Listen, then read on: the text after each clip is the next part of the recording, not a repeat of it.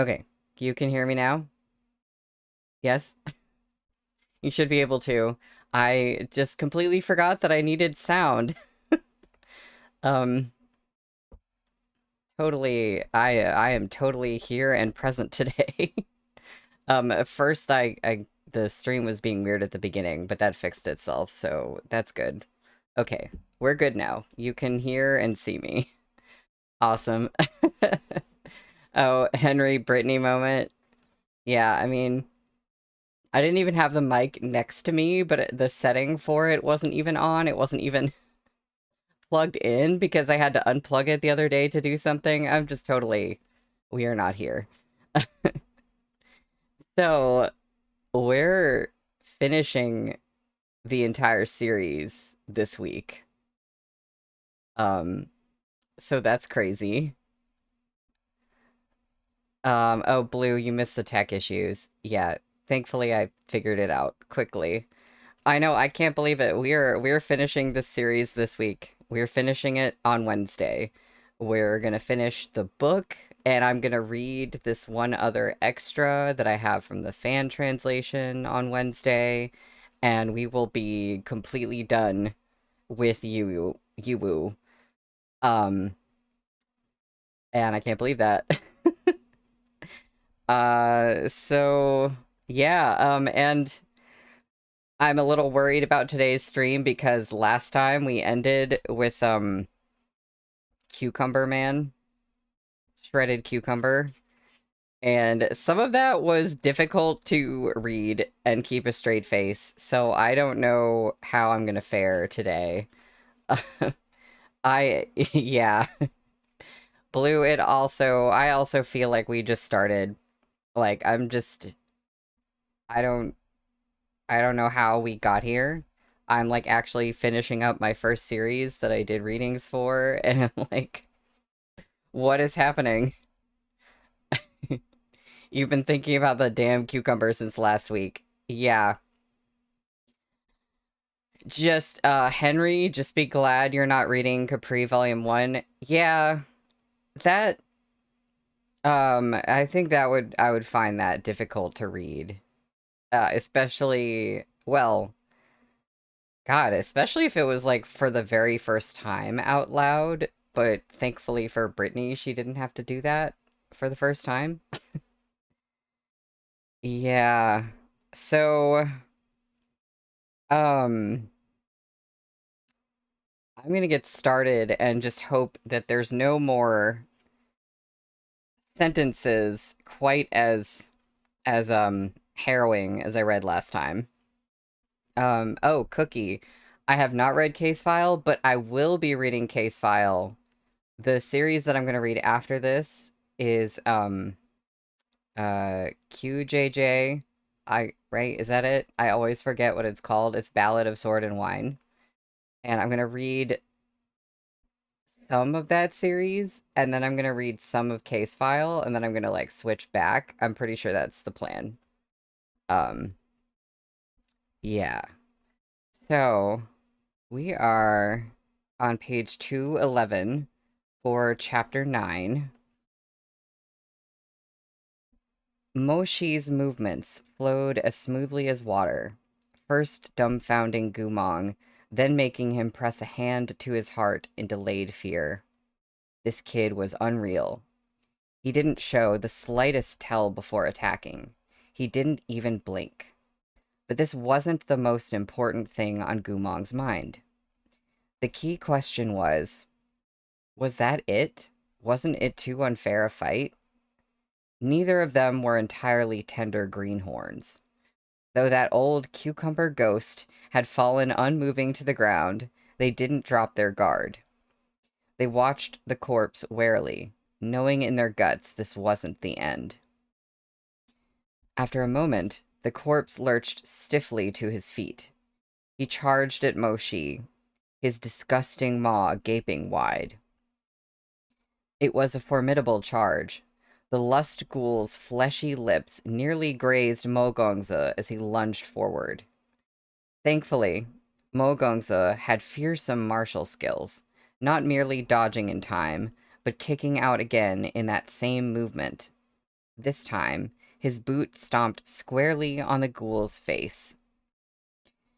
The old cucumber ghost shrieked. God damn it.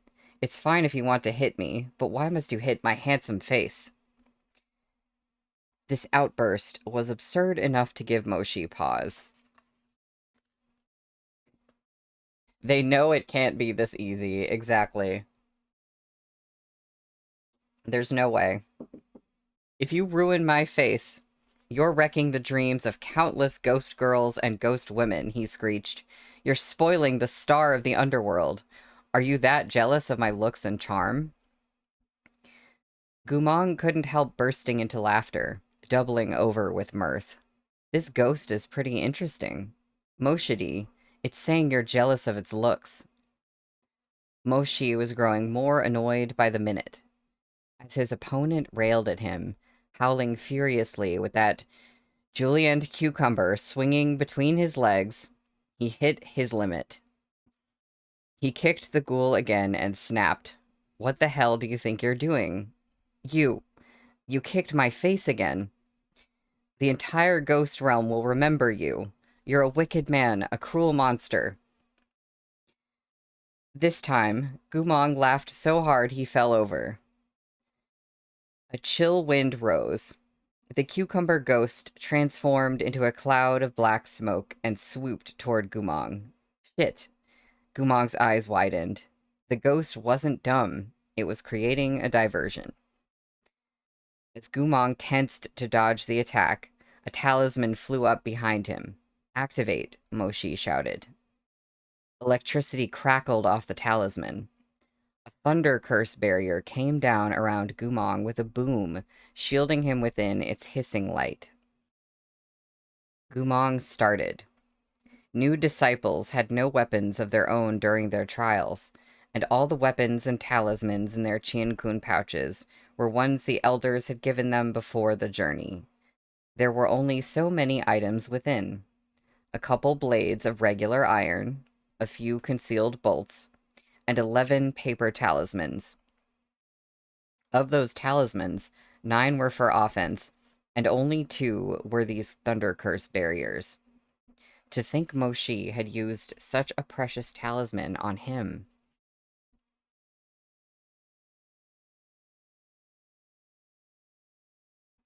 You know, Henry, kicking him in the cucumber, it sounds like a good idea, but considering, the state it's in, I don't know if he would feel it. Gumong stood within the barrier, gazing blankly at Moshi, who had resumed fighting with the cucumber ghost. Bewildered, Gumong blurted, "Why are you wasting a talisman on me? I'm your senior, remember?" Moshi had unsheathed one of the iron blades and was locked in fierce combat with the cucumber ghost. He turned and snapped. "Didn't you say you don't know how to do anything and need me to take care of you?" Gumong was stunned. Bro, that was clearly a fucking joke. Who would take such a dumb joke seriously? Speechless, he looked on as Moshi flew and fought, feeling part exasperated, part amused, part anxious, part remorseful, but also just a little touched. He stood within the barrier, the black eyes under his long lashes focused on the fight. He had no plans to jump in for now. Mogong's swordsmanship was fierce and decisive, without a trace of sloppiness. His sword flashed quicker and quicker, a dazzling blur in Moshi's hand. The old cucumber ghost was no match for this young master. But as Gumong observed, he felt that something was off. What was it? Whoosh. Moshi's sword slashed through the corpse's waist, cleaving it in two. Black blood misted out. As Gumong watched intently, he realized what was wrong and flinched. Every time Moshi landed a blow, the blood that fell left not a single mark. It disappeared the instant it touched the ground. This ghost was tricking them. That wasn't blood at all, but... Head ringing, Gumong shouted, "Moshi, come here." Moshi lifted his snow-bright iron blade, turning his elegant face to the moonlight. His dark eyes darted toward Gumong, but he didn't understand the meaning behind Gumong's words. He genuinely saw Gumong as a useless Shijie he had to shield in battle, someone whose reactions he didn't put much stock in. Gumong's face had drained of color. Come here and get behind the barrier. Before Moshi could reply, he smelled the thick scent of blood wafting up from behind. He turned back in time to see a rotting corpse burst from the ground, charging at him in a cloud of dirt. Moshi raised his blade, but the corpse was quicker, its teeth sinking into his arm. Grunting, Moshi slapped a detonation talisman on the corpse's forehead, then pulled his bitten arm away and leapt clear. There was an earth-shaking boom as the corpse was blown into dust. Pale and panting, Moshi looked down at his injured arm. "You stay over there," he snapped at Gumong. "What are you saying? You—" "Don't move." Seeing that Gumong wasn't listening, Moshi pointed at the Thunder Curse barrier. A soaring snake sigil appeared upon it. The full-body paralysis curse only pure-blooded nobles could cast or lift. Moshi's chest was heaving. A few inky strands had escaped his neat bun to frame his coolly elegant face. He swallowed thickly and gritted his teeth. "Stay in there," he warned. By now, he too had realized what was wrong. The cucumber ghost that bled black smoke wasn't his real body at all. As the saying went, a clever rabbit had 3 burrows. After that pervert realized he was no match for Moshi, he'd used the strikes Moshi landed to disperse his spiritual form and soak into the ground in the guise of flying blood. In reality, the ghost was silently sinking into the mud, waiting to attack the instant Moshi let down his guard. Moshi bit his lip, watching a haze of purple-black chi issue from the bite and crawl up his arm. His brow creased, and his breathing turned ragged. This ghost had been far too cunning. Moshi could tell the corpse he'd just blown to pieces with the detonation talisman wasn't the real ghost at all.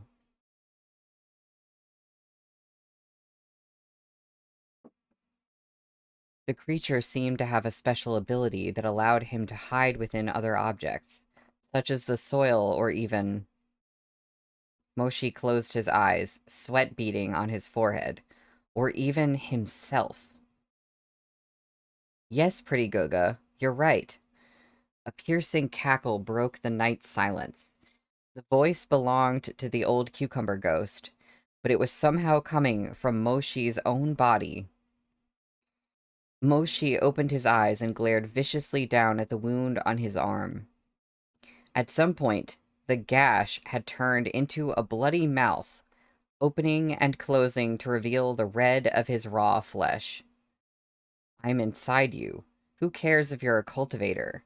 Didn't I possess you all the same?" "Get the hell out," Moshi raged. "I can't beat you with brute force, so it's much safer to hide within your body. I'm not stupid. Why should I leave?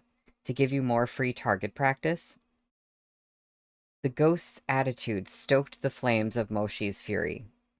He drew a dagger from his Tiankun pouch and clenched his jaw, prepared to gouge the thing right out of his arm. Gumong watched in mounting horror. But he was bound by the Mo clan's restraint spell. He couldn't move a muscle. Moshi had ruthlessly sealed even his voice.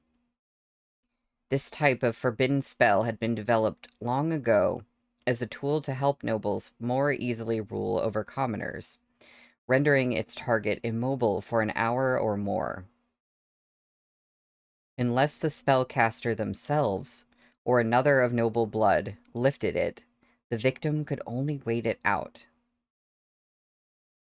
As Moshi brought the point of that blade to his own arm, ready to dig into flesh, the mouth opened again into ranged laughter. "Go ahead and stab yourself. Do you think you'll be free of me when you cut out this wound?"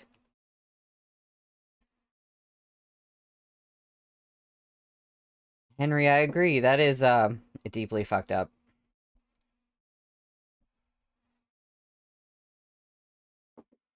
Little lordling, you're so naive. My malevolent chi has spread throughout your whole body. Even with spiritual energy, you won't be able to hold out for long. Soon you'll be just like those other men I possessed. You'll lose your awareness and rationality. I'll have you at my mercy. Moshi bit down on his whitening lower lip. This cucumber ghost was right. He could already feel himself growing feverish. His head was beginning to spin. His head beginning to spin. But Moshi was proud. His uncle Mo Xianting had tried to break him in countless ways, yet failed to expose the slightest weakness. How could he possibly succumb to a lust spirit whose dick had been sliced into shreds? With a bloodless complexion and a raspy voice, Moshi said slowly, "Not on your life." "Not on my what?" "Heh. Young master, you're smart and stubborn, I'll give you that. But you're no match for my chi. Once you lose your mind, you'll have to let me do whatever I want with your body. I'll use you to commit all manner of lewd and vile acts. The pleasures of the flesh can blunt the sharpest blade. When the time comes, you might even thank me." Moshi's breath was coming fast now, his vision beginning to darken. Still he tried to resist, leaning back against the ancient peach tree and panting as he looked up at its branches. "You'll do nothing of the sort." Stubborn to the end. I'm impressed. The ghost seemed to redouble his efforts to take over Moshi's body. Moshi made a muffled sound and turned his head, looking toward Gumong with eyes as black as the abyss. "The Mo clan's restraint barrier is more than capable of staying up for an hour," he said. "Even if you possess me, you won't." His chest heaved. He closed his eyes and swallowed with effort before continuing. "You won't be able to touch a single hair on her head. Not to mention, do you really think an hour won't be enough time for her to figure out how to defeat a sneak like you?" "Haha, young master, you're too funny. After I possess you, I'll naturally use your body to release the restraint on her. This beauty you've brought with you is so pretty, and I bet she's wild in bed. And she's your wife? Using your body to sleep with your wife is only proper." That bloody mouth grew excited, its tongue making ravenous, smacking sounds. "Scared, huh? There's no use being scared. I've already possessed you. Everything you do will be futile." Moshi closed his eyes and gasped for breath. Before that vengeful ghost could react, his eyes snapped open, those dark pupils contracting as he reached up. With a pop, he dislocated the fingers of his left hand. It was a chilling sight. No one had expected the situation to take such a turn. Moshi looked up, his pale face filled with an irrepressible viciousness. "In your dreams," he gritted out. "You." "My fingers are dislocated. My body won't be able to form any sigils," Moshi said darkly, lowering his gaze. "Do as you wish." That bloody mouth fell silent. After a beat, it laughed madly. "Very well, you win this one. But even if this barrier of yours will protect your little darling, can it protect all the women in the village?" Moshi's eyes flew open, his gaze like cold lightning. "You wouldn't dare." "Of course I would. I'm a fucking lust spirit who takes my pick from thousands of women. Why wouldn't I dare?" You. Between his own apoplectic fury and the spiritual possession, Moshi was momentarily rendered mute. Not a single word made it past his lips, though those long and thick lashes trembled. She's always got to remind us of his long lashes, even at times like this. You ruined my fun tonight, so I'll go whoring in your body and fuck 7 or 8 girls. If you don't die of rage, I'll ruin your life. The fever burned through him. The hand Moshi could still move was pressed to the ground, fingers sinking deep in the mud. He said no more. Sweat sheened his brow as he strove with all he had to stave off the demon's incursion. He managed to hold out for several more minutes before his eyes started to haze. In that last moment, he looked at Gumong across the barrier. His face was pale, his chest rising and falling with rapid breaths, his eyes scarlet, yet brimming with tears from the pain. Lips quivering, he mumbled, "You have to stop me." The black and purple malevolent chi spiraled up from his arm. His head hung limply, and beneath those scattered wisps of hair, that handsome, chiseled face held no flicker of life. Gumong brought nearly every bit of spiritual energy he could command to bear and broke through the body-binding curse on the barrier. "Moshidi!" he shouted sharply. No response came. "Moshi!" After a long moment, Moshi's fingertips twitched, and his eyes snapped open. When he looked up, however, his pupils were already an unnatural scarlet. A shiver of apprehension went through Gumong. He tried to speak again, but he was once again frozen by the Mo clan's barrier. He could neither say a word nor move a muscle. He was reduced to watch helplessly as Moshi stood up and walked toward the city beneath the silver sickle of the moon. Well, it sounds like he was free for a second, and now he's not. Again. That's the end of the chapter. We are on chapter 10.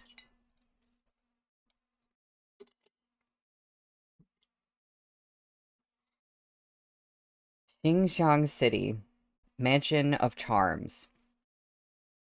It should have taken less than an hour to get here, but it had taken Moshi far, far longer than that. Fury burned in his chest, interwoven with lust. He was being controlled, possessed, and dragged against his will to precisely the type of place he despised. That evil spirit within him wanted to make him commit every wanton act imaginable. If he hadn't put everything into resisting, even regaining control several times, he would have long fallen into the abyss of desire. Yet he still inevitably arrived at this brothel on the outskirts of the city. Though he had momentary control of himself and hadn't yet done anything absurd, he knew it wouldn't stay this way for long. "Gongza, where are you from?" "Huh. Gongza, why aren't you looking at us? First time? Are you shy?" His vision was blurry. The figures of beautiful women flickered before his eyes, and the thick scent of makeup seemed to envelop him as he sat at a table in one of the brothel's rooms. He was fighting that ghost in every moment, yet whenever he regained the slightest control, the agony in his body ate away at him, shredding his lucidity and filling him with pain. After watching him repeat the cycle several times, the brothel girls had grown alarmed by his erratic movements. The ghoul within him wanted him to plunder those soft, pale bodies, while his struggling consciousness churned with fury and loathing. "Get the hell out. All of you, get the hell out," he shouted one minute. Then, "No, come back. All of you come back." His torment worsened as his mind and that of the ghost battled for dominance. His behavior so strange, the poor women were frightened out of their wits. When Moshi grabbed one of the girls, she figured he was one of those inexplicable clients who did as they pleased. Thus, after an initial startled cry, she pressed her supple body into Mo Gongza's embrace. The other women surrounding them giggled as she wrapped her arms fluidly around Moshi's neck and dipped her head, ready to kiss him on the mouth. Suppressing his violent trembling, Moshi wrenched his face aside, eyes scarlet. His unharmed hand groped for one of the teacups on the table and shattered it in his grip. He clutched the shards and slashed them across the palm of his other hand. The maidens shrieked, pretty faces blanching as they stared at him in horror. "Young master, what? What are you?" Moshi swallowed thickly, his lashes fluttering. A thickly flush suffused his pale face. He tightened his grip on those bloody shards, speaking two words that seemed to have been squeezed from the darkness of desire. "Get out. Young master, all of you, get out." He felt that malevolent lust rising again. Gritting his teeth, he stabbed into the middle of his palm once more. Blood ran. He looked up through crimson eyes, his pale lips bitten bloody, everything a mess of shocking scarlet. Moshi slammed a hand down on the table behind him, making the cups rattle. "Get the hell out," he snarled. The maidens staggered toward the door, but to their horror, they found that there was vicious chi sealing it. Terrified screams rang out. "What happened? Why can't we open the door?" someone sobbed. Moshi hadn't expected the demon would take the drastic step of locking him inside a room with these women. Another surge of furious hatred and disgust filled him. His ears rang, that syrupy voice slithering in like a wet tongue. "Handsome Goga, why don't you give up? Why make things so hard for yourself? Look at these girls. Are they not beautiful? Are they not pleasing?" "Get lost," Moshi raged. "Get lost? Heh. What right do you have to tell me to get lost? Did you know? In possessing you, I can smell the brutality, the viciousness, in your bones. Little lordling, you have an innate desire for dominance. You hunger for control. You wish to take what you want by force." The agony forced Moshi's eyes shut. Hands tremoring, he clenched his jaw. "Fuck off." "Heh, don't be angry. You're still young. There are many forms of pleasure you've yet to experience. I, on the other hand, have possessed hundreds and thousands of men. The moment I made a home in your flesh, I sensed all the hidden shadows and hungry yearnings in your heart. Young Master Mo, you haven't realized it yet, but the darkness within you is deeper than you think. Come," the voice continued. "The gap between a gentleman and a monster is but a single step. Come, I'll take you over it. You'll thank me later." He laughed. "I'll give you a taste of human passion and carnal desire. I'll tear open your true heart and let you recognize yourself for what you are."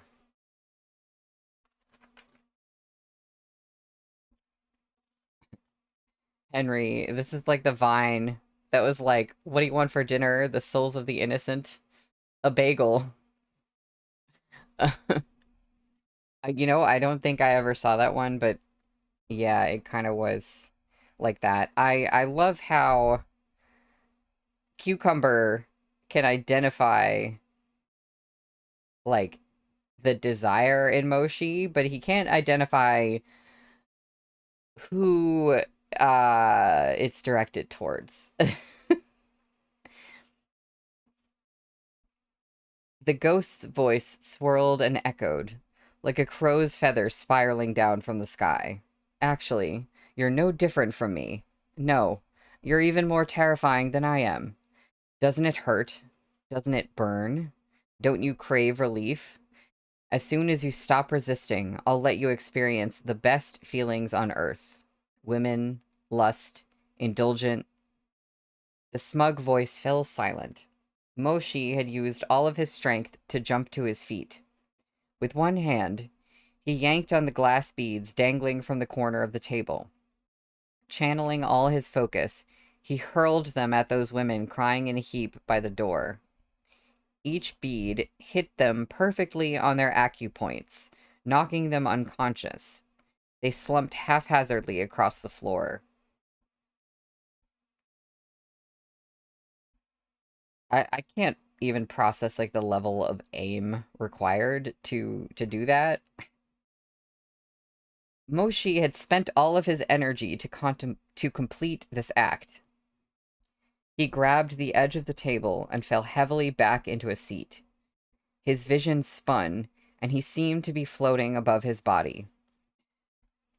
With a blood-stained hand, he grabbed that piece of broken crockery once more and stabbed himself decisively in the palm and leg. It hurt, but the pain cleared his mind. He did it once, and then again. His vision was going hazy.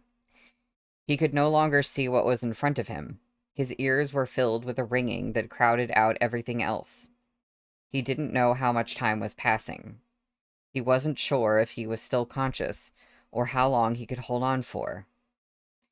As his awareness faded, he seemed to hear Gumong's voice cry, "Moshi." An hour earlier, at the burial grounds, Gumong had broken through the Thunder Curse barrier the instant the restraint spell wore off. Ignoring the stiffness in his limbs, he formed a tracking sigil. "Spirit Hound, point the way." The golden-red glow broke from the talisman paper pinned between his fingers, transforming into the shape of a hunting dog. Gumong commanded the hound, "Track Moshi, find out where he ended up." The spirit hound bayed once, sniffing in a circle, then bounded away on its golden paws, hurtling into the darkness. Gumong followed the spirit hound for more than 3 miles. He passed over creeks and through fields, barren lands, and a few small villages, all the way to nearby Xinxiang City. This was the closest city to Lotus Village. Though it was nothing compared to the size of the capital, it was prosperous. Even at this late hour, people still walked the streets. Young couples wandered the alleys together, and rugged men sat by the road, drinking and eating. There was no shortage of cultivators in their midst, stopping for a rest as they passed through. The spirit hound threaded its way through this crowd of people, leaving a trail of golden paw prints in its wake. At last, it stopped before the door of a colorfully decorated building and bayed again. "This is the spot?" Gumong asked. The dog yipped an affirmative. Gumong nodded, then reached out and returned the hound to the talisman. Yet as he approached the door, a slim, pale arm reached out to stop him. "Miss, stop right there. The Mansion of Charms is not a place a maiden like you can enter." A woman in a flowing jade-green robe with an outer layer of white gauze floating over her wide skirt stepped gracefully out of the doorway. She was nibbling on pumpkin seeds, her delicate features set in a moe of disdain. I feel like I've come across this word, or I remember this word, but I already forgot how to pronounce it. But I'm just gonna say Mo. "I'm looking for someone," said Gumong. "Of course you are. Men come to us for pleasure, and women come to us for revenge. Io, please, we're a small business. We can't handle that sort of trouble. When you start yelling and throwing furniture, we're the ones who foot the bill." Gumong blinked in surprise. His pretty black eyes shifted from the woman to the building behind her. Rescue had been the only thing on his mind. It seemed several details had eluded him. He hadn't taken a good look at the establishment the hound had led him to. Only in this moment did he realize it was a brothel, and that the woman before him had the gaudy look of a courtesan. "Go home, okay?" Mei Mei, if you really want to make your lover pay, it's best to wait until morning to settle things. Gumong hadn't anticipated this development.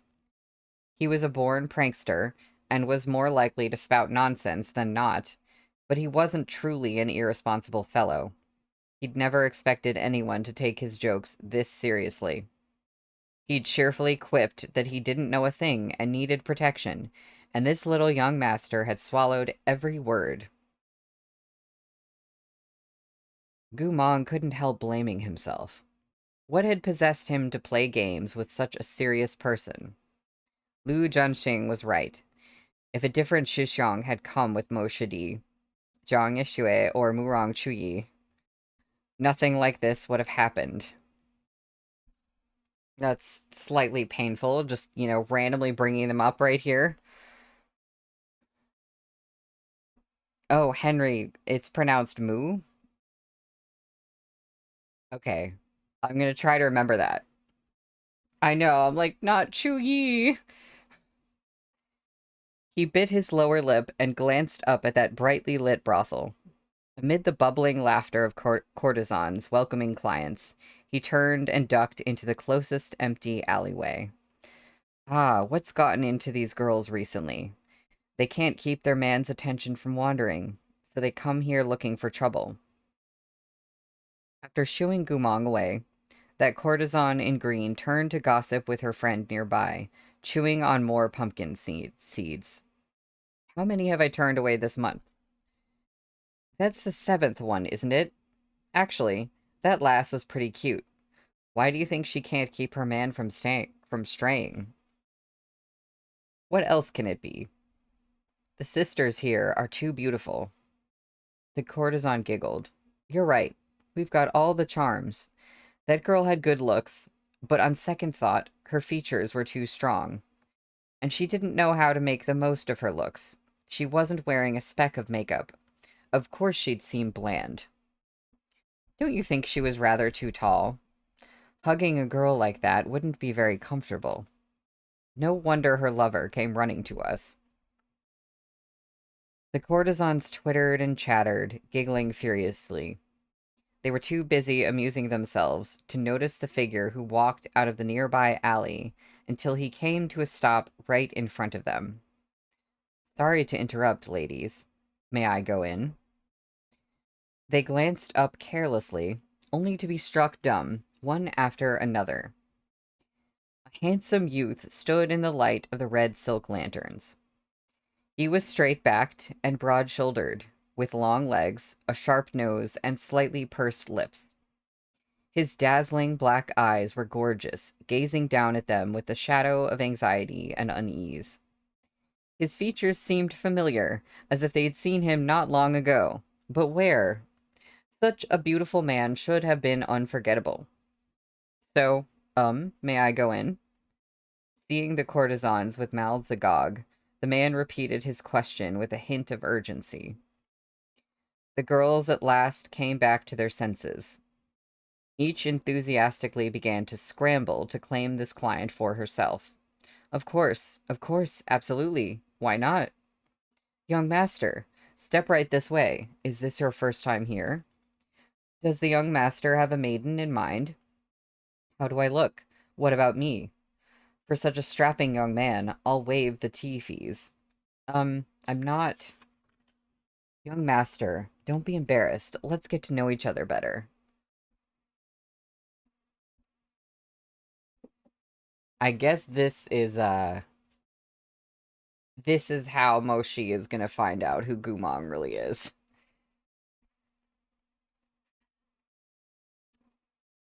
The youth swarmed by colorful butterflies was of course none other than Gumong, who dispelled the illusion powder and changed back into men's clothes. Gumong followed the courtesans inside, politely fending them off as he swept a quick glance over the main hall. Seeing no sign of Moshi, he looked toward the staircase leading up to the second floor and recited a silent incantation, concentrating on reading the flow of spiritual energy. Strong ghostly energy was emanating from a certain room. Gumong turned with an apologetic smile. Sorry, ladies. I won't trouble you for your company tonight. I have a friend waiting for me upstairs. I need to find them. Your friend? So the young master already has a maiden he likes in the building. Yeah, are we not pretty enough? We can't catch the young master's eye. Gumong was burning with anxiety over Moshi's safety. He avoided the girl's eyes as he pushed through the crowd, wishing he could turn invisible and rush upstairs to pull Moshi out. When he'd extricated himself at last, he turned to smile at those lovely, pouting faces. Of course not. All of you are beautiful. It's just that I've already made plans for today. Next time I'll come by myself to play with you. The courtesans were crestfallen, but since he'd refused them so nicely, they could only sigh. Ah, all right then. I'm so jealous of the girl he's looking for. I wonder which sister it is. I don't know. We can't snoop into a client's personal business. Gumong followed the trail of malevolent chi to a tightly closed sandalwood door. He reached out, sensing the curse upon it before his fingers even brushed the wood. No regular clients would be able to get close. Stomach knotted with worry. He gathered his spiritual energy and sent the door banging open with a savage kick. Moshi. The smell hit him first, the sickly sweet scent of makeup. The room was a dazzling expanse of scarlet. The carpet, bedding, gauze canopy, and candles were all red, and the 5 women who'd come to serve were clad in crimson as well. At the moment, all of them were collapsed upon the carpet embroidered with colorful butterflies, completely insensate. It was clear that their acupoints had been struck. Moshi was sprawled over the table, the only spot in the entire room that lacked color. He was still conscious, but he reacted not at all to Gumong's voice. Moshidi. Moshidi. Moshi felt wreathed in a haze. Someone seemed to be calling him from across a vast distance of mountains and rivers. Moshi turned, vaguely curious. Was there really such a person? Really someone calling for him? He wasn't sure. Since his father had passed, no one in the world had shouted his name with such care and worry. Moshi. Suddenly, someone was helping him up from the table. He had the impression of an indistinct figure. Thinking it was another brothel girl, he instinctively shook his head, trying to break free. But this girl was astonishingly strong, pulling him to his feet and propping him upright with a brusque efficiency that brooked no argument. The 2 of them took a few shaky steps. Moshi mumbled through white, blood-stained lips. Where are we going? I'm helping you to the bed. Lie down and rest a while. Everything will be okay now. It's all okay. As soon as Moshi registered the word bed, he dug his heels in. Not the bed. Let go. Go away. Oh no. It's okay now, Moshi. Don't move. You've lost way too much blood. I won't go. Get away from me. Don't try me. Go away. He coughed. Stay away from me. But the hazy figure didn't listen to him at all. The stranger helped the half-conscious Moshi lie down on the soft bed. Moshi flung out a hand, wanting to push them away, trying to resist their efforts and tumble off the bed instead. But his bloodied palm was held in place by a strong and sturdy hand. The stranger embraced him. Their arms were so powerful, not like a maiden's, but rather a... Before Moshi could finish the thought, he felt a hand stroking his hair, murmuring a stream of soothing words. It's all right now. It's all over. I'm here. I'm here. I'm not going to bed. Okay. No going to bed. Despite his words, Gumong scooped Moshi up in his arms and laid him on the bed, cajoling him the entire time. No bed. To hell with the bed. All right, all right. Everything's okay. It was all Shixiong's fault. Shixiong shouldn't have messed with you. Gumong carefully held Moshi's bloody hand, turning over that mangled palm with an ache in his heart. His voice softened further. You're all right now, Shidi. You've done very well. Let me handle the rest. Tormented beyond endurance, Moshi opened his eyes. He saw a crimson bed canopy and a swaying bead veil, and beside him, a blurry silhouette. He couldn't make out the stranger's face, no matter how he tried, just as he couldn't identify the noises around him. Yet his other senses were magnifying themselves unceasingly. He couldn't see the features of the person holding his hand, but he could vividly smell the scent coming off their body and feel the temperature of their skin. The snug warmth of their palms touching made his vision flash white. He looked up, chest heaving as he rasped, "Let go." Moshi. Perhaps the scent of their body was too pleasing. Or maybe the touch of their skin was too electrifying. Or possibly that evil ghost's desires had finally corroded a path to Moshi's heart. All he felt was a fire burning ever hotter within him. He balled his other hand into a fist and punched the bedding. But his knuckles sank into the soft quilts, and he felt not the slightest pain. Moshi's mouth felt unbearably dry, his sanity eroding. Hoarsely, almost despairingly, he cried, "Let go of me. Get away from me. Get lost." But the stranger didn't leave, quietly murmuring an incantation instead. Wisps of blue light began to twine around their interlocked fingers. Endless irritation and anxiety gathered in the pit of Moshi's stomach. His throat felt as if it was being roasted over a fire as he gritted his teeth in frustration and said, It'll be over soon. If you don't leave, I'm so sorry. I shouldn't have lied to you. I really was just joking with you before."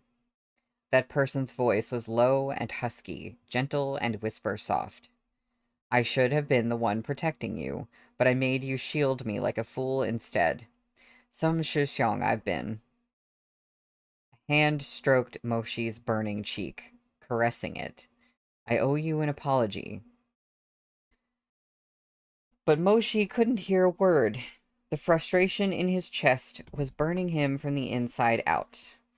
Those murmuring lips were an unfamiliar temptation tugging at his subconscious, filling him with a terrible urgency he'd never before known. I'm trying very hard not to look at the art. He had no idea how to suppress or extinguish it, and so that wildfire scorched the skies, eating up his resistance with startling speed.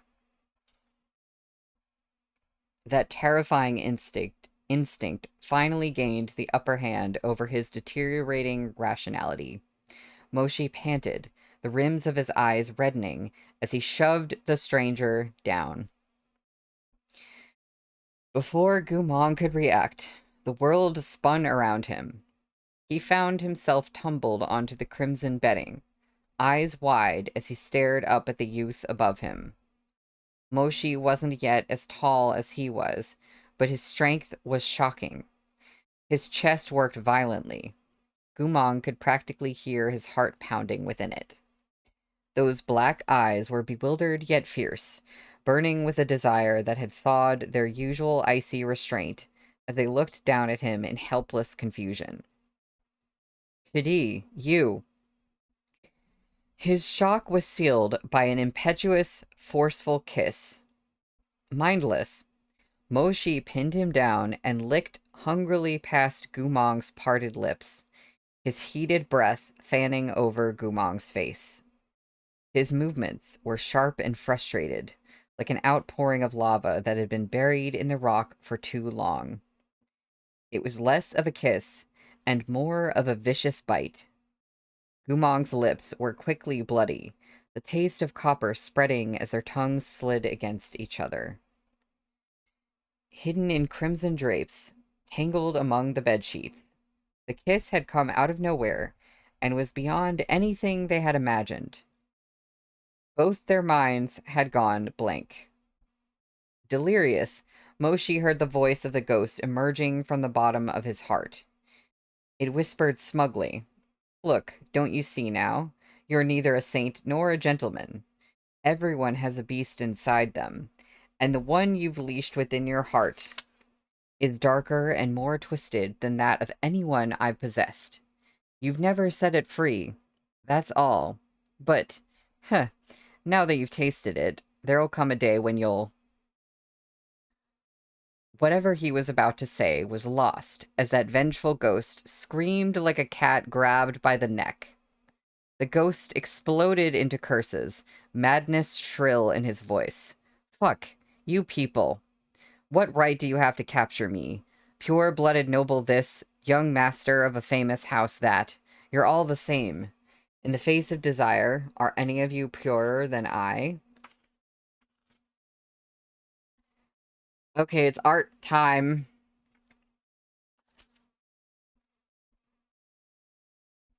Mm-hmm. Yeah.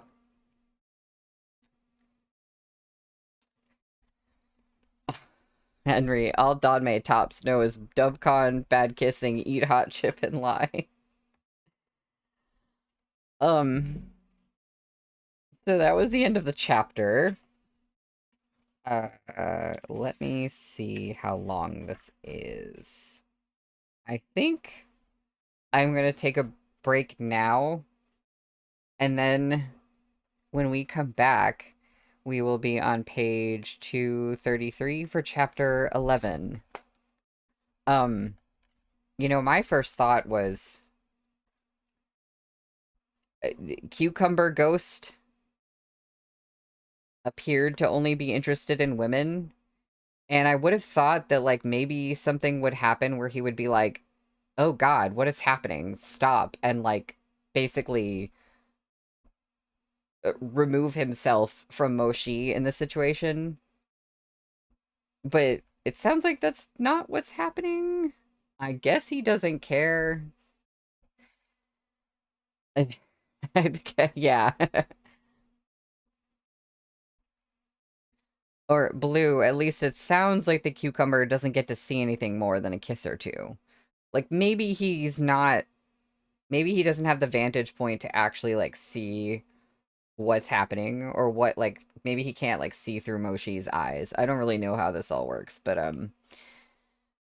yeah. You know, I gotta say, I don't know how this all was going to go down, but this is definitely not what I expected. I certainly didn't expect Cucumber Man, nor this, but Meat Bun does her thing. Yeah, I guess Cucumber didn't mind. He does whatever a cucumber can. All right, I will be right back.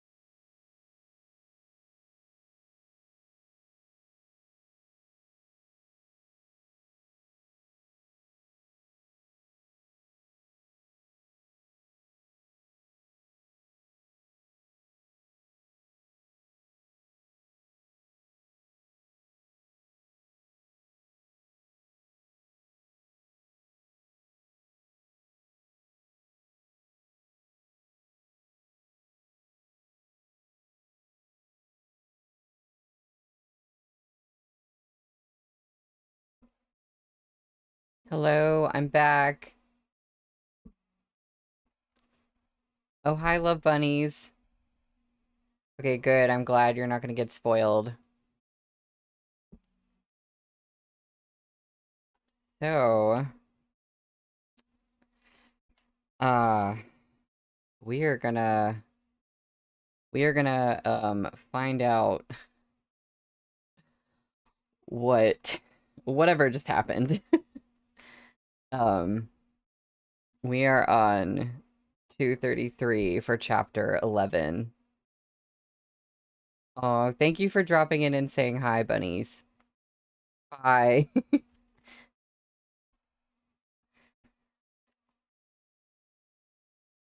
When Moshi woke, he found himself lying in a bed in Lotus Village's little inn. The evening before seemed like an absurd nightmare. Can y'all hear me? Sorry, my little stream preview is being weird. It's like super, super delayed. I just want to make sure I'm like here. Um, because it's still showing the be right back. Okay, cool. Yeah, okay. I can't trust that. YouTube is wrong. Uh, the small window engraved with flowers had been pushed open, and light spilled in sideways to gild the balsam flower within the ceramic vase on the table in its gentle glow. Dust danced in the beam of sunlight as his distant gaze gathered focus. Suddenly, he sat bolt upright on the bed as the events of the previous night rushed through him like a crushing wave. His memories were fragmented. He had no continuous recollection of what had happened after he was possessed, but he remembered enough. His head hurt fit to burst. He reached out to press his fingers to the pulsing veins at his temple, only to find his hand thickly bandaged in gauze. His dislocated fingers popped back into place. Moshi gazed dumbly at his own hand. A stranger had come in yesterday, at the end. It had been a man, and he thought of that kiss that scarcely deserved the name and immediately tensed. The memory slowly surfaced, and the blood drained from his face. The door cracked open. Moshi's head jerked up, his bloodshot gaze slicing toward the newcomer like a sharp sword. You. The one who'd come in was the very youth who'd appeared the previous night. Then, Moshi hadn't been able to see his face clearly, but he had rarely been so sure of anything. His scowl was a terrible sight. You were never, he gritted out. You were always. Ah, right. I'm Gumong, but not Gumong Shijie. I'm Gumong Shishong. The youth flicked him a glance, as I think you've already realized. He closed the door with a mirthless chuckle before crossing to Moshi's bed and reaching for his forehead. Moshi instinctively shrank from that touch, yet was so overcome with anger that not only did he fail to successfully dodge Gumong's hand, his vision went dark and he nearly fainted. Moshi was beyond furious. After catching his breath, he reached out with the hand that had been bundled into a bear paw and pushed Gumong away. A raging flame burned in his chest. He was on the verge of spitting blood. This goo asshole was perfectly capable of fighting, yet he'd claimed he was a useless weakling. He was a man, but he'd never confessed the truth the whole way here. Instead, he'd teased Moshi in all sorts of ways. He even... Moshi started coughing. His fury had choked him before he could say a thing. You just woke up. You're still recovering. If you want to curse me out, it'll have to wait until you're healthy. Get out. Hey, I came here to apologize. I don't think you heard me yesterday. Things would have been fine if Gumong hadn't mentioned the events of the day before, but as soon as he did, Moshi started coughing even more violently. A furious, humiliated flush rose on his pale face as his razor-sharp eyes stabbed hatefully into the culprit. The muscle working in his jaw was astonishingly visible on his elegant features. Gumong shut his mouth upon seeing his expression. After a moment, a vanishingly rare blush appeared on that damnable scoundrel's face. He mumbled, "I'm really, really sorry." Moshi had been ready to say more, but found his gaze suddenly drawn to Gumong's lips. Gu Shishong's lips were bleeding pitifully, as if some beast had savaged him. Putting this observation together with his own memories of the evening before, Moshi realized the beast was none other than himself. His face went sickly green. He looked down, long lashes fluttering. A few moments passed before he said without looking up, "I didn't do it on purpose." "What?" After a stretch of silence, Moshi's head shot back up, his flickering black pupils bringing to mind the dust glimmering in that slanting beam of sunlight. He braced himself. "I remember what happened yesterday." Gumong blinked. "I didn't intend to do it." Even Gumong found this situation unbearably awkward, but he was unwilling to admit his embarrassment. He chuckled with feigned carelessness. "Ah, of course you didn't. Anyway, you didn't really kiss me, you bit me. It was just that you happened to bite my mouth. That's not how kissing works at all. I've kissed lots of girls. You can trust me on this one." Oh, long lashes, everyone drink.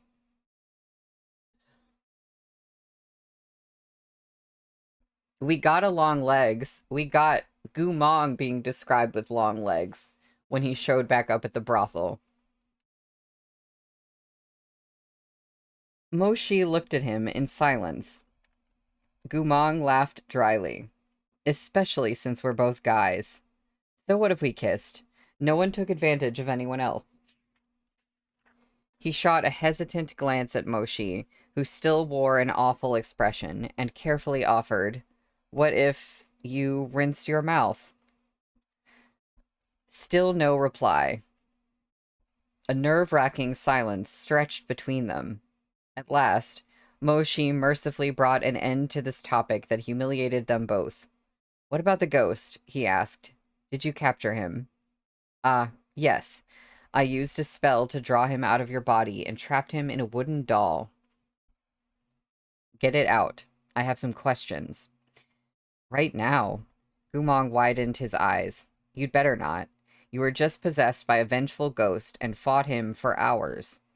Even if you're a pure-blooded noble and your life isn't in danger, I could tell your vital energy was harmed when I checked your pulse last night. Rest first. Even if you interrogate him now, you won't get any coherent answers out of him." "Why not?" "Because of you, of course. Yesterday, you resisted him with everything you had. The mental backlash he felt was pretty violent. It seems he didn't realize it when he was in your body, but when I took him out, his soul was scattered. I'd be surprised if he can manage any corporeal form before tomorrow morning." Gumong sighed. "You really were impressive. You held out for so long after being possessed, and you didn't touch a single one of those girls." Moshi shot him an icy glare. Gumong sat down beside the bed and seized his opportunity to finish his apology. "Ah, but I really meant it when I said I was sorry. I hid my identity from you this whole time and made you endure such an ordeal to save me. If your self-discipline wasn't so good, I'd be in big trouble. I won't beg the elders for leniency on your behalf." Gumong sat stunned for a moment, then smiled. He stuck out his arm toward Moshi. "No need to plead with the elders. You can even beat me however you'd like. Shishong won't retaliate." Indifferently, Moshi glanced at that arm as if he really were planning to beat him up. Gumong immediately wailed in the most shameless way. "Ah, ow." Moshi hadn't moved. He raised a bandaged hand and said, expressionless, "I haven't even hit you yet." Oh. Although Moshi had woken naturally, his body had been badly affected by the malevolent chi, and he was still exhausted. Not long after Gumong sat down to speak with him, he noticed Moshi flagging. In the indirect sunlight, his elegant features appeared alarmingly pallid. He got to his feet. "You should sleep. I'll stop bothering you." Moshi didn't immediately answer. Beneath his straight nose, those pale lips were slightly pursed. Finally, his lashes fluttered, and he asked scornfully, "So you're not the delicate Gushijie anymore?"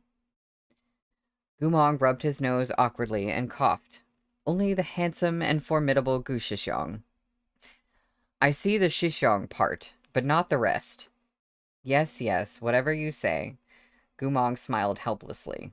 "Hurry up and go back to sleep." Black eyes like deep oceans gazed back at him. "Rest well," said Gumong. Moshi closed his eyes and didn't reply. Gumong blinked, then edged closer for a better look. Moshi had fallen asleep. The back of his head rested against the headboard, his face cocked slightly to the side, and his shallow breaths setting his eyelashes aflutter. Like this, he looked very young, though his visage was much more solemn than those of others his age. The lines of his jaw still held some of the softness that belonged to youth. "Henry, call me Moshi the way I'm alarmingly pallid."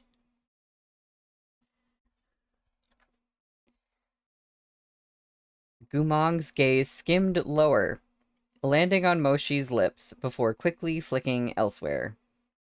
Gumong couldn't reconcile this haughty young master with the youth who'd lost control last night. He could find no hint of that passion, that ferocity, or that violence. This young man's lips were thin and pale, the picture of asceticism, but when they had been on his... Hold on. What was he thinking? Gumong touched his own mouth yet again. He rose and eased Moshi properly into bed, then pulled the thin blanket snugly over him and drew the pale blue bed canopy shut. Xuanwu Protective Array. Alarm Barrier. Dream Taper Pillow Companion. Wait, is it tapir? Like the tapir? The tapir dew that makes you sleep? Only after invoking all three formations in succession did Gumong step out of the room. Seeing the corridor deserted, he produced a little figurine carved of foxglove tree wood from his chinkun pouch. The doll was roughly hewn and only the size of a fist. Not only were its eyes mismatched, its mouth was crooked as well. At first, the figurine lay flat and motionless in Gumong's hand, but as soon as Gumong untied the red string around its neck, it hopped to its feet. Rubbing its eyes, the little doll began to shriek. You beast! You cross-dressing bastard!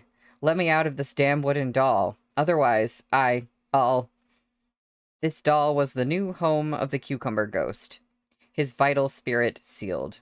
"You'll do what?" Gumong set the figurine on the windowsill and snorted.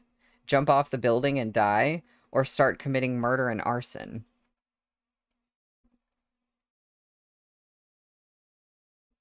Oh, they're associated with good dreams? I didn't know that. That's random. The cucumber ghost, or perhaps better dubbed the little figurine, shrieked with fury and plunked itself down on the windowsill. "You're a wily old fox, vicious and cunning," said Gumong. "You tricked Moshidi because he's inexperienced, but you'd best not try that with me. Do you think we Cultivation Academy students can't handle a single evil ghost like you?" The little doll kicked its stubby legs. "No, you bully the weak. You're no gentleman at all." Gumong had no shame. He gasped in feigned shock. "Not a gentleman? You're right. I'm a bastard and a rogue from head to toe. How did you know? Now, can you guess what this bastard is going to do next? I'll let you in on the plan. Gumong stared fixedly down at the little doll with his arms crossed. I'm going to lock you in the 18th level of the demon suppressing tower. We throw countless vengeful spirits and rampaging demons in there, all of them highly cultivated experts. Inside, all your ethereal and corporeal souls will be gnawed to nothingness. You've been committing your evil deeds for so long. It'll be perfect vengeance for those unfortunate couples. The doll refused to be intimidated. When did I commit any evil deeds? Little cultivator, have you not heard others calling me a local fertility god? This again? Bestowing a child is worth 1,000 karmic merits. Gumong had picked the little doll up. Narrowing his eyes, he said, I'm not joking. I'm dead serious. Only then did the little doll finally start to panic. No, don't, it yelled. Xiaoguge, kind cultivator, big beauty. Let's talk it out, okay? The 18th level of that something or other tower is filled with big bosses, and I'm just a little ghost. Why don't we pick a different floor? How does that first one sound? Good idea. The creature on the first floor is an ancient and malevolent beast.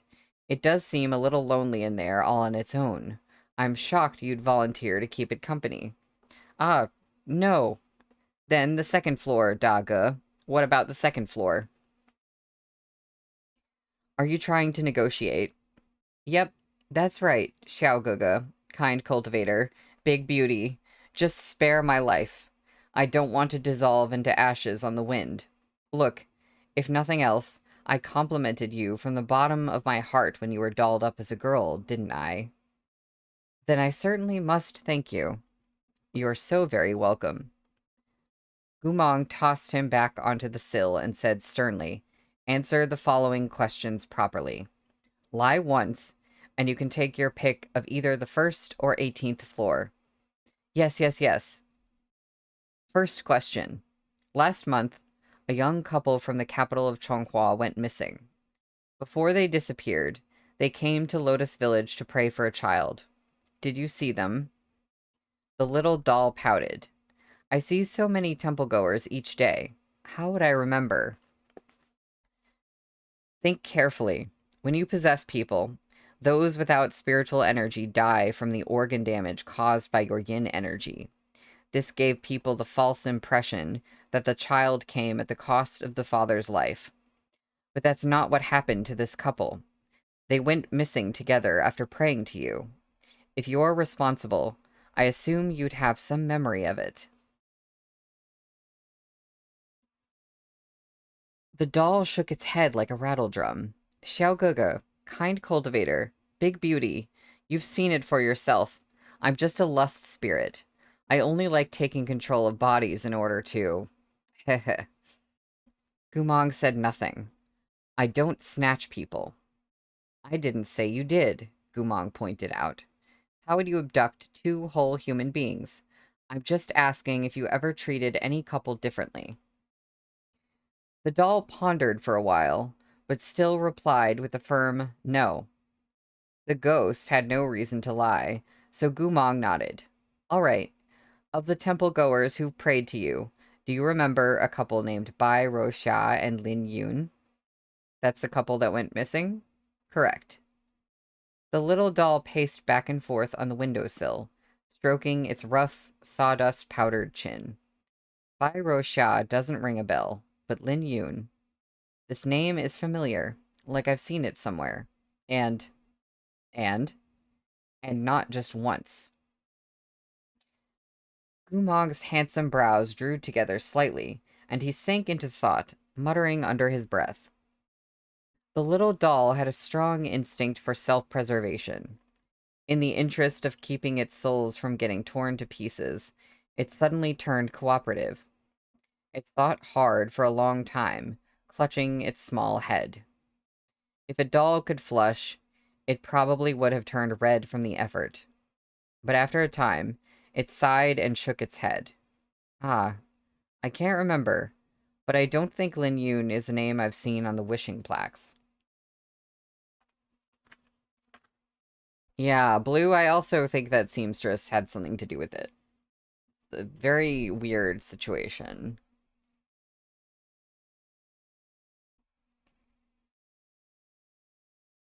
I thought not, Gumong said dryly. Otherwise you wouldn't feel as if you'd seen it many times. Fine, take your time thinking about this one. Second question. Wow, I'm being so good, so willing to turn over a new leaf and improve as a person. Xiao Gege, you have to speak up on my behalf. You mustn't send me to the 18th or the first floor. This ghoul's true face was shockingly hideous, and he disgraced Mo Shidi in every possible way the previous night.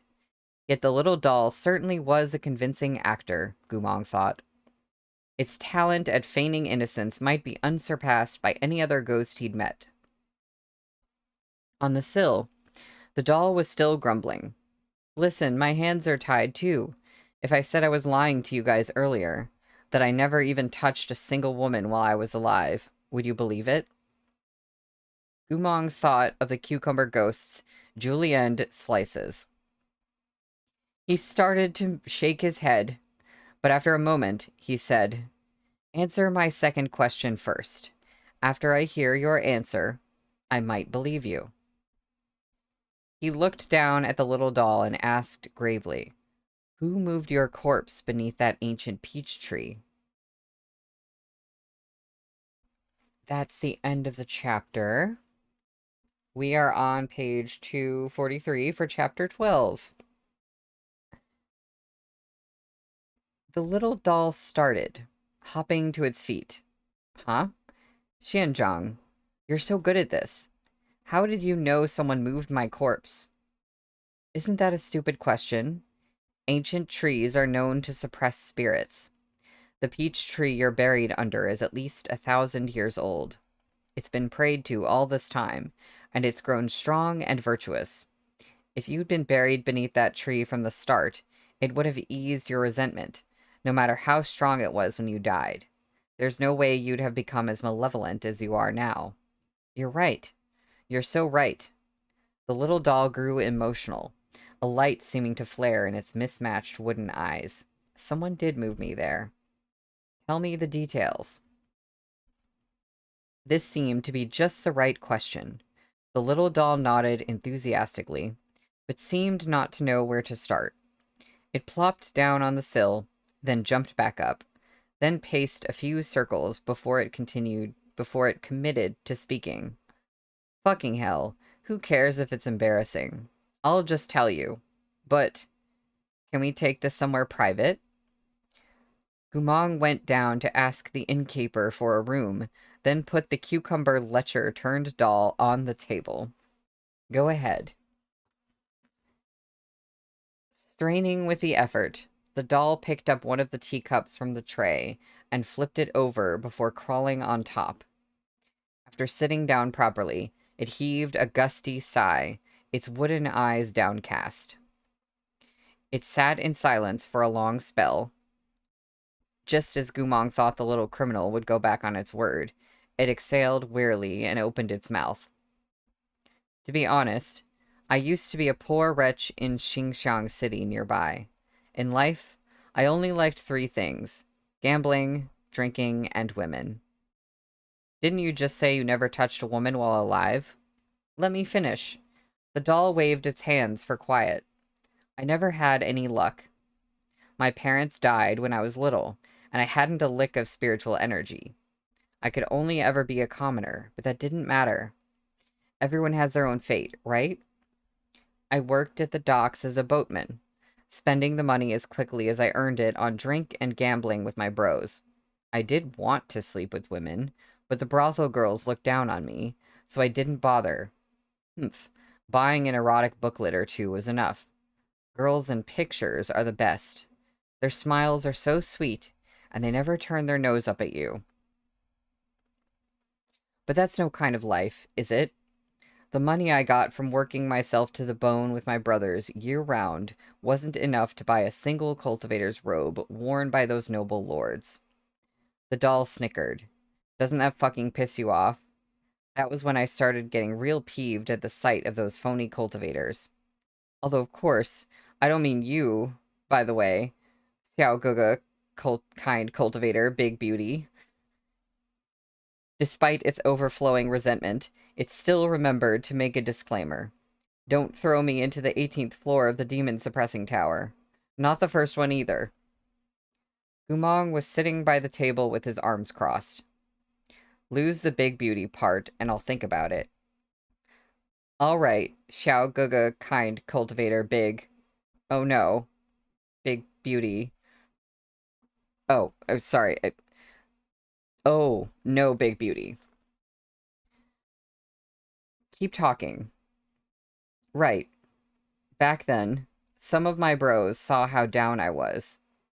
They told me it was because the noble lords were high-born, that this was all the work of heavenly fate, and that I should be satisfied with what I have. Bullshit. Who the fuck would be satisfied with one cornmeal bun a day? You're a man, and so am I. You cultivate, and I do my work. I work even harder than you do. So why am I considered lower than you? Why the fuck do you live like a prince, while I live like a fucking dog? Gumong's lashes fluttered, but he didn't reply. One day, one of my bros ran to tell the foreman his ma was sick. The old lady was on her deathbed. He heard the spiritual medicine stall had life-saving pills, so he begged the foreman to lend him some money. Not only did the foreman refuse, he mocked him on top of it. Asked him what right a toad like him had to ginseng root. Told him he couldn't afford that fancy spiritual medicine, even with a lifetime's worth of dock workers' wages. If he lent him money, he said, how would my friend repay it? Was the foreman a little lordling as well? Oh, nowhere close. He was neither a noble nor a cultivator. He just had a little better luck than the rest, a regular old commoner who earned more stinking cash than us. Because he had a bit of money, he'd spend all day rubbing elbows with cultivators. He was the same as us, the motherfucker, but he looked down on us dock workers even more than the cultivators did. As the doll spoke, it raised a finger to pick its nose. Upon realizing that it had no nostrils, it scratched awkwardly at its little wooden face. Well, I got really hot under the collar about it. That friend of mine was a crybaby. He couldn't do shit other than cry. But I wasn't going to stand for it. Heh. So I broke into the foreman's house a couple days later and filled a whole burlap sack with anything that looked valuable, hauled it away, and split it with the bros. We ate and drank whatever we wanted. Though we still didn't have the balls to sleep with women, just in case they discovered how we made our money. After that, I didn't bother with the docks. I decided to become a cut purse instead. It's nothing to brag about, but I had a grand old time, spending what I stole on food and drink while giving the extra to orphanages, buying those poor little kids some candy. I was damned good at it. They called me the gold-plucking bandit. People in the city suspected me, but they couldn't fucking catch me. Heh, I pissed those fuckers right off, the doll boasted. What happened after that? The look of satisfaction on the doll's face froze, then faded. After that? After that, I got nabbed by one of your cultivators. The cultivator was just like you lot. He'd enrolled in the academy and come to the city for his first trial, which was to catch the gold-plucking bandit. The doll snorted. After that little cultivator caught me, he hauled me in front of the authorities, and even had the gall to ask them for leniency, the hypocrite. That government asshole did him a favor and went easy with the sentencing. He only had me caned 80 times before letting me go free. Huh, what a fucking joke. Who needed his crocodile tears? Pure-blooded nobles are the worst. I sure as shit didn't ask for his pity. So you didn't die by that youth's hand? Of course not. The doll paused, then suddenly grew furious. It would have been better if I had. Much fucking better than what happened. After they exposed me as the gold-plucking bandit, I couldn't keep stealing, and no other place would hire me. Hmm. I was just wondering who it might have been. It being Zhang Yishui would be interesting.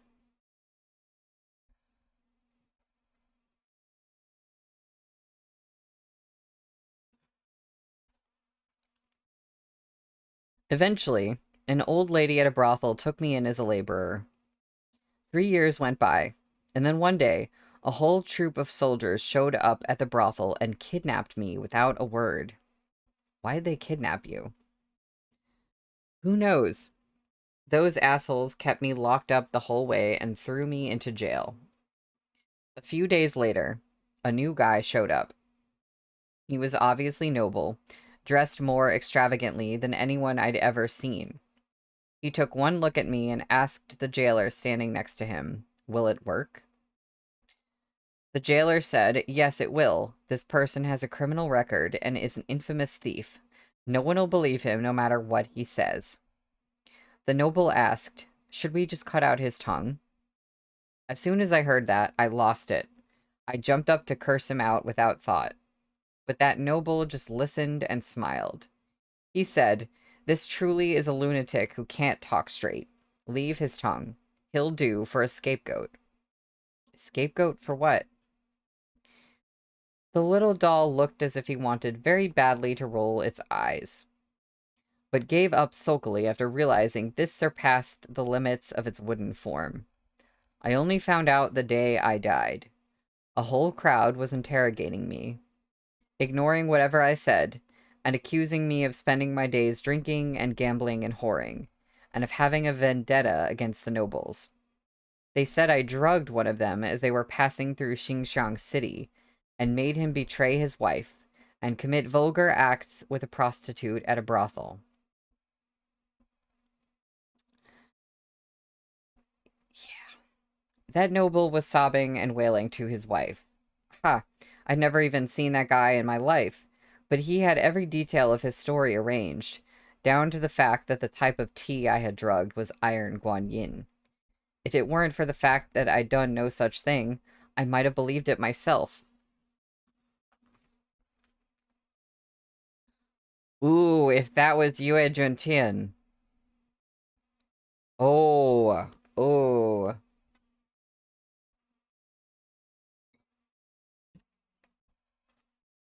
That shithead noble's wife was a fierce lady.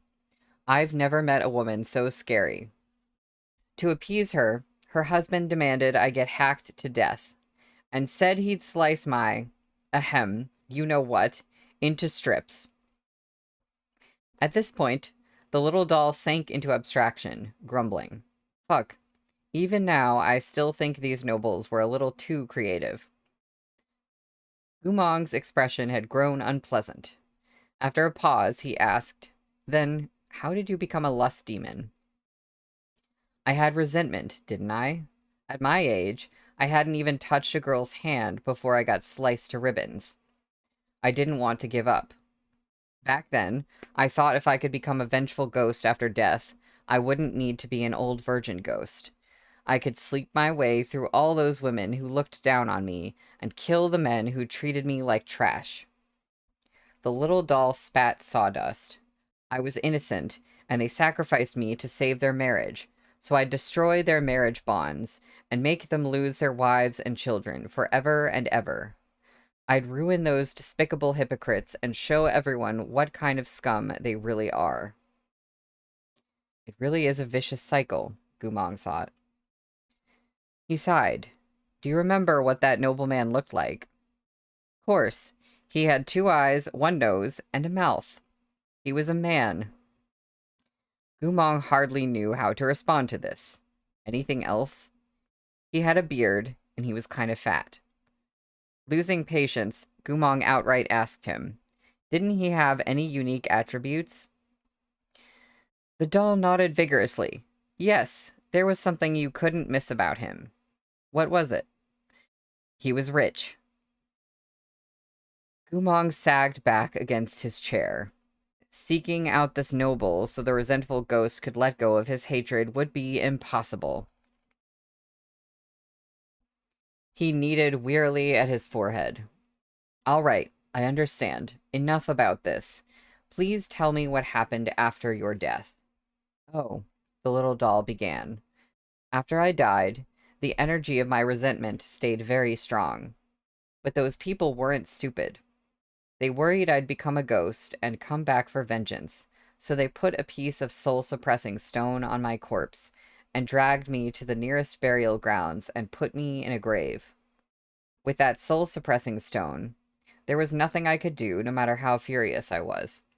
I really wanted to slice that noble's family jewels to shreds, into even thinner pieces. Crosswise slices, like a cucumber accordion. But I was stuck in my body and couldn't go anywhere. So all... Okay.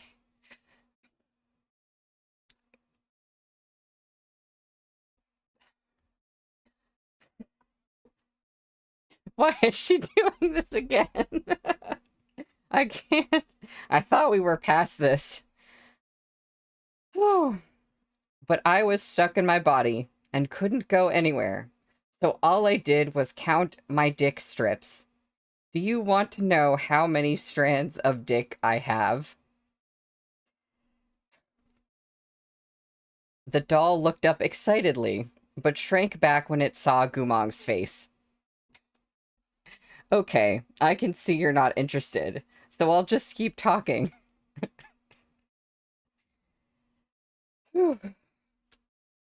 Time passed. I increasingly felt like I'd never get a chance at revenge, and I slowly lost hope. I had almost decided to give up. But on the 620th day after my death,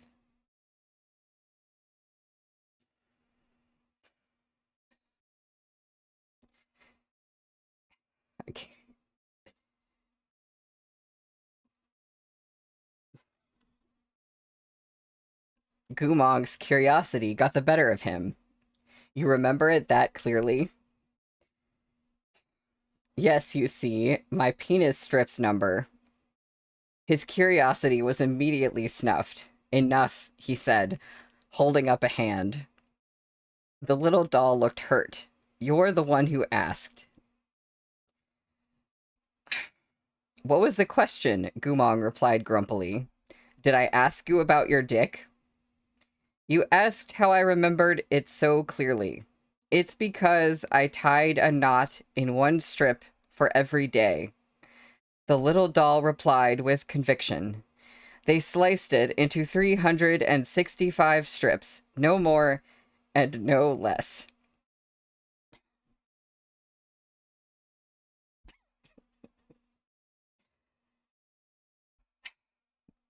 After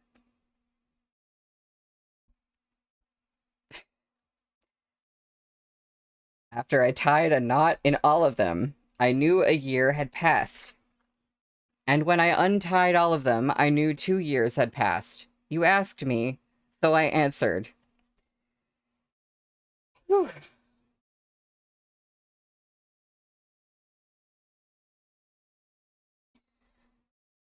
Gumong stared in disbelief. Man and doll regarded each other in silence. Gumong leaned back with his arms crossed and his jaw clenched. Okay, fine. Go ahead. Henry, does he braid them? On the 620th day, my grave was dug up, and a bright light came shining down. I didn't get a good look before I was stuffed into a burlap sack, but it was a woman. She lifted the bag and shook it like crazy, mashing my corpse into a pulp before dumping me into a little earthenware jar. I was fit to be tied, but at that moment, a hand reached in and plucked that soul-suppressing stone from among my bones. Even now, I remember that feeling well. It felt so good, like finally taking a piss after holding it for centuries. Yeah, I think we know who that was. My soul was unsealed. I was still trapped in the jar, but it felt so much better than when the soul-suppressing stone was holding my spirit down. That woman brought my jar to the ancient peach tree, and buried me under it. She said she knew all about what happened before I died. She too despised those blood-sucking sons of bitches and wanted nothing more than to see all their offspring die, for them to experience every kind of suffering. She came up with a plan for me. I'd absorb the offerings from beneath the tree and grow stronger, then possess those men. I'd expend their yang energy and defile their whore wives. Heh. As it chuckled, the doll suddenly remembered it had already been captured. It wiped the smile from its wooden face and said solemnly, "The end." Gumong didn't reply. He'd been thinking as he listened, absently rapping his knuckles on the corner of the table as his eyes flickered with light. After a stretch, he looked up and asked, "Did you ever get a look at your savior's face?" The wooden figurine shook its head. Gumong had expected as much, so he wasn't terribly disappointed. Given the little figurine's description of its arch-nemesis, a wealthy man with 2 eyes and a mouth, Gumong doubted it'd be of much use, even if the creature had gotten a good look. "But I remember," the figurine added, "back in that first year, she came to where I was buried every day and recited an incantation in order to strengthen my resentment." Gumong looked up. "What incantation?" "Life lower than dust, liver hard as stone. My limbs simmer in hateful blood. My heart boils with vengeance unowned." Listening intently, Gumong rapped the table in cadence. "Upon my return, I'll make a feast of your bones." "Huh? How did you know?" Gumong's expression had grown ugly. "This is no spell of Chonghua. It's a demon blood curse from the Liao Kingdom." "The Liao Kingdom?" The wooden figurine was astonished. "Ain't that our enemy? The biggest threat to Chonghua?" Gumong rose and shoved the doll into his Qian-kun pouch. The figure shouted, "Hey, where are you going? Hello?" He moved quickly through the village, reaching the ancient peach tree in minutes. It was still early, and no one was praying there. He spread his slender fingers upon the ground and murmured a spell. After a moment, his eyes snapped open, and he walked to the southwest side of the ancient tree. He looked at the dirt there and put a hand out, fingers crooking into a claw as he shouted, "Rise!" The mud and gravel at his feet began to tremble, and an earthenware jar bound in chains broke through the soil and soared into the air. With a gesture from Gumong, the jar came to a stop in midair, hovering beneath his palm. The wooden figurine poked its head out of Gumong's Qian-kun pouch and goggled. "Hey, I messed with that little shidi of yours, but I'm working hard to pay for my sins. Daga, why do you have to dig up my urn?" Gumong brought the jar, clanking with chains, to eye level. Links forged of a dark metal encircled an earthenware jar etched with a winding motif of septimal stars. A talisman paper, still smudged with bloodstains, was stuck to its surface, upon which the word transmogrify was written in lesser seal script. "It really is a demon blood curse from the Liao Kingdom," Gumong murmured. He looked down at the doll. "Do you remember anything else about the spellcaster?" "The spellcaster?" The wooden figurine grimaced. "I really don't. Their voice was distorted on purpose. I couldn't even tell their age and barely their gender, but..." "But what?" "But I remember she stuttered a lot when she first came to recite the incantation. She even said it wrong sometimes. I don't think she was very experienced. Also, there was a nasty smell on her hands." "Can you track that smell?" Gumong asked at once. "I'm not sure. I can try, but not now." The figurine scratched its wooden head. "I can't do anything in the daytime, especially trapped in this doll." It craned its neck and peered at the little jar holding its ashes, then blew out a resentful sigh before continuing. "It's gotta be nighttime." Is it the smell of dye? Blue, that's a good call. Yeah, that would make sense. So, we are on page 253 for chapter 13. I might end up going a little bit, well, maybe not. I might end up going a little over, but I'm just going to read this chapter, and then we will be done for today. I really hope we are done reading anything about Julian Cucumber. You know, as far as specifics go. By the time Gumong returned, Moshi had awoken. Gumong found him leaning against the side of the bed, resting with his eyes closed. He didn't open them when he heard Gumong come in. "Where'd you go?" he asked flatly. "Me? Nowhere at all." Gumong flashed that infuriatingly shameless smile, but those pretty eyes were lowered in guilt, flicking from side to side as he sought an excuse. "I got bored, so I went out to wander and look at pretty girls." Moshi made no response. Those long lashes lifted, exposing his icy stare. His eyes seemed very sharp, as if they could easily cut through any deception. Gumong's guilt deepened. Blinking those black eyes, he gentled his tone. I left some spells on this room. I didn't just abandon you here." "Who cares about that?" Moshi said. "Where's the ghost you captured?" "What do you want with it?" Interrogation. Didn't we agree to do that after you recovered?" Feeling the wooden figurine fidgeting restlessly inside his Chian-kun pouch, Gumong smiled at Moshi again and said, "Why don't we wait until tomorrow?" "I just examined it. Its vital spirit hasn't reformed. I don't think it could answer any of your questions." Why is he not telling him that he's already interrogated it? I know why he, like, it lies about a lot of things, but I don't really understand why he would do that. Before Moshi could express any doubts, Gumong snickered. "Oh yeah, do you want anything to eat? I'll go downstairs to fetch something for you. How's fish congee sound?" "No, thank you." "Great, then minced meat congee it is. Be good and lie down. I'll be back real quick." Gumong rattled off the words without taking a single breath, then slipped out of the room and closed the door with a decisive thud. Moshi stared at the closed door. After only a moment, it opened again, and Gumong stepped back into the room.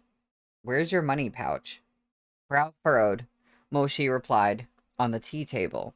"Why?" Gumong strolled over. As promised, young Master Mo's money pouch had been carelessly tossed onto the tea table beside the vase. Gumong darted his hand inside like a practiced pick purse and shoveled a fistful of cowrie shells into his own pocket. "What are you doing?" "Buying your kanji." "Why? Was I supposed to pay for it?" After making this righteous proclamation, Gumong swaggered off.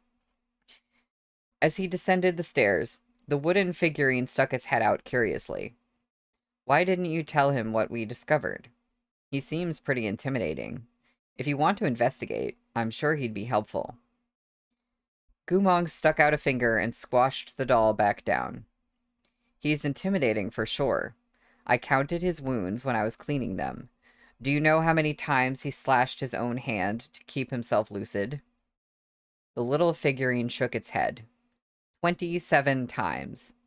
He ruined his whole palm and even stabbed himself 3 or 4 times in the thigh, all the way to the bone.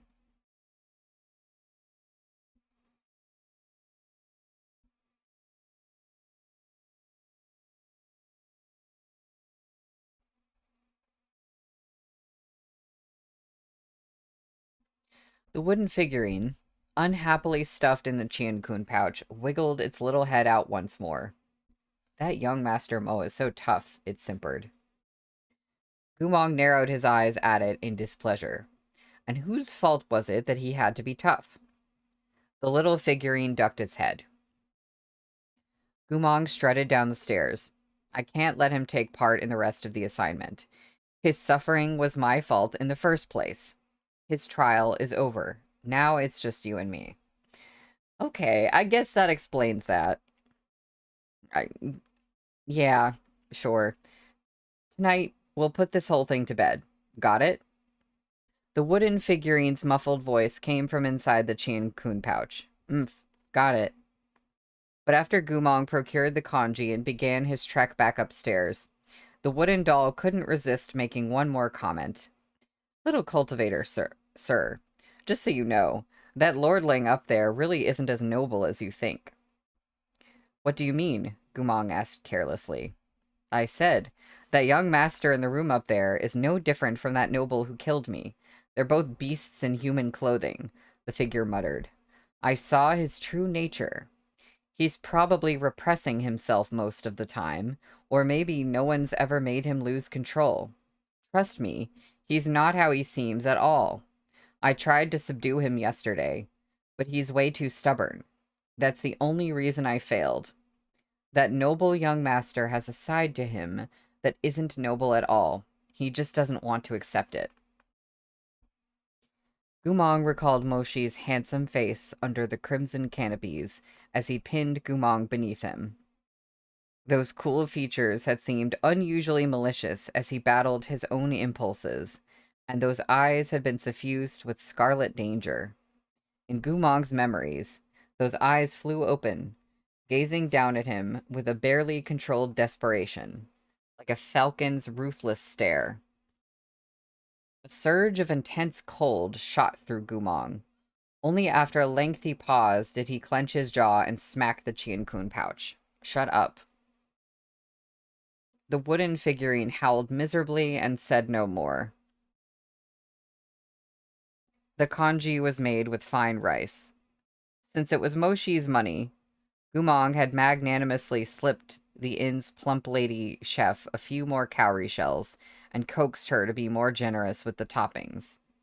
The bowl he handed Moshi was filled to the brim with thick and fragrant kanji. The minced meat was fine and plentiful, the rice soft and tender. White sesame, gently fried crumbs of scorched rice, and fresh green curls of spring onion were sprinkled on top, while a sliced boiled egg, its golden yolk still runny, lay nestled within.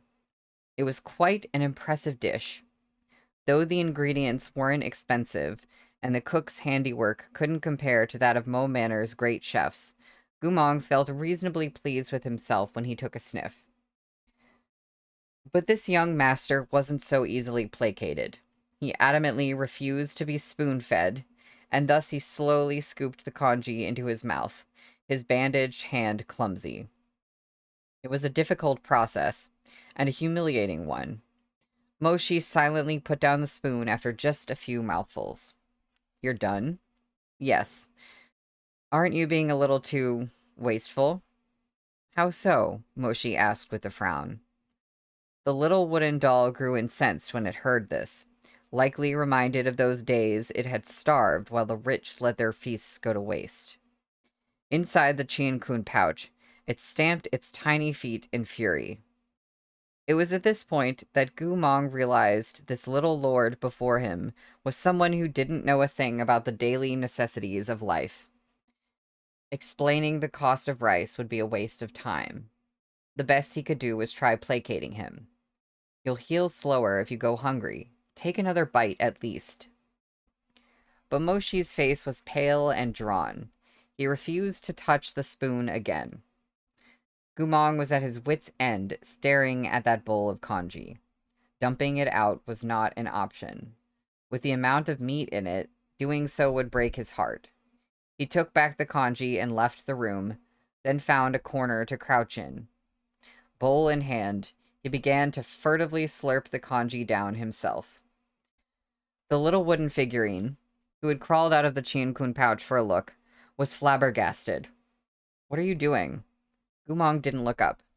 Eating. But that noble lord already ate from it. Gumong didn't care. You just said he's a noble lord, didn't you? Anyway, his table manners are very sophisticated. He didn't stick his spoon everywhere. Look, he only took 2 bites along the edge. It's fine. But those are table scraps. Have you never eaten table scraps? But you're a cultivator. The wooden figurine was bewildered. You cultivators should. In 1 bite, Gumong ate the soft-boiled egg Moshi hadn't deigned to touch. Should what? He mumbled through a mouthful of yolk. The wooden figurine said haltingly, Be noble and beautifully aloof. Gumong shuffled in the kanji with lightning quick movements, his mouth so full his cheeks bulged. He regarded the wooden figurine as he would a fool and proclaimed, Then it looks like you have a severe misunderstanding about cultivators. Not everyone who attends Chonghua's academy is noble.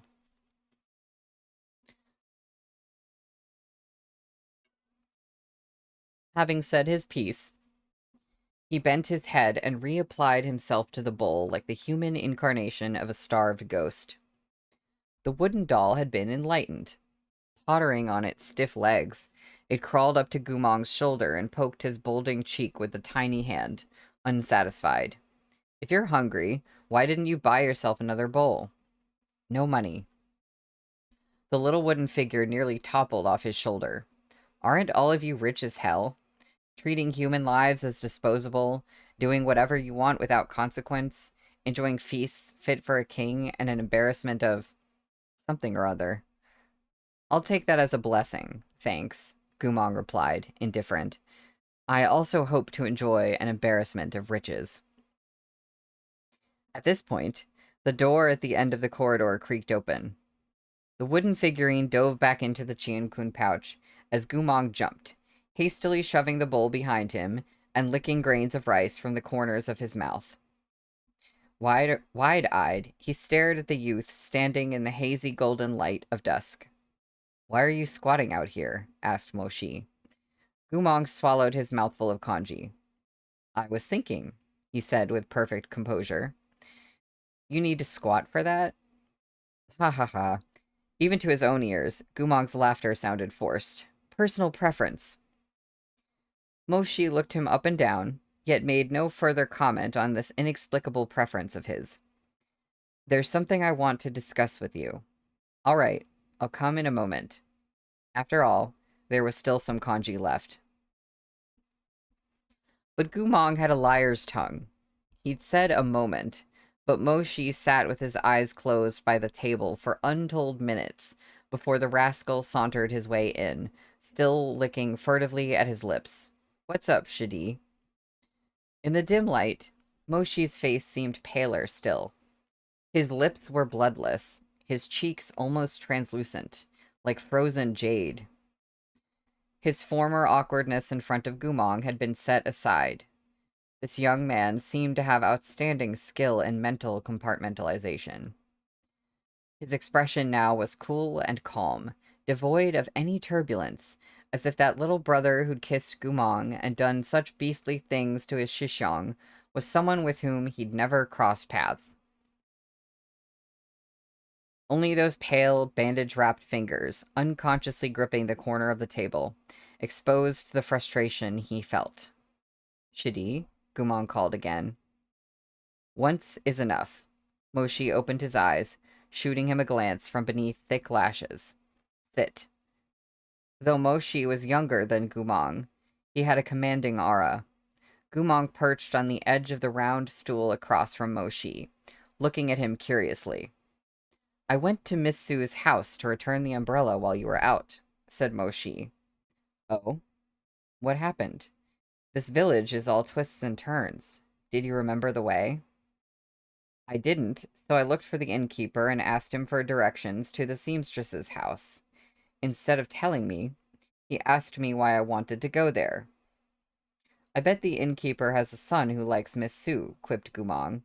When he saw someone so handsome ask after her, he thought you were going to poach his son's girl.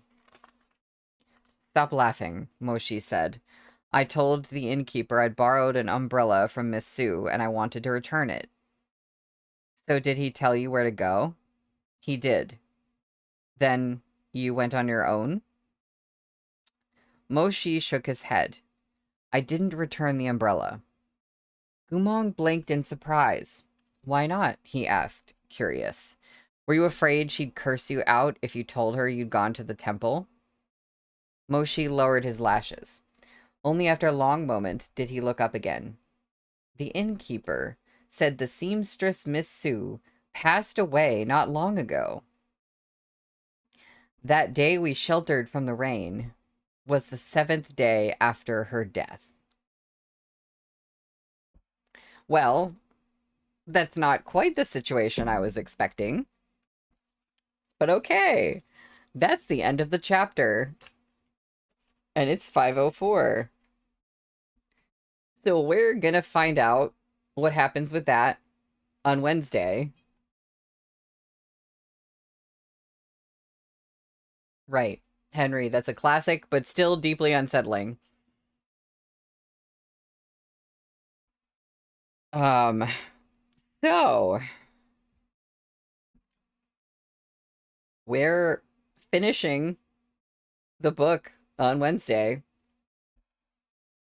We will be done with this extra, and we will be done with Remnants of Filth on the whole. And I have, Blue, were you the one who sent me the fan translation of Remnants of Filth? I think it might have been you. I was trying to find the, extra, for lack of a better term. Yeah, okay, it was you. Thank you, Blue, for that. I had one fan TL, but it didn't have this other extra that I'd heard about. And then Blue sent me another one and it had the extra. So there's one more extra that I'll be reading after this, which is not in the Seven Seas book for some reason. And it's like where I think it's like Gumong and Moshi read Murong Lian's diary or something to do with Murong Lian's diary. I expect it to be very entertaining. So, yeah, Wednesday, we're finishing this. And then after Wednesday, the next week on Monday, I'm going to go right into doing the next book, which is Ballad of Sword and Wine. So I am super excited. I can't believe we're here already. And thank you all for coming. Extra, read all about it, indeed. So, y'all have a good one. I will see you on Wednesday.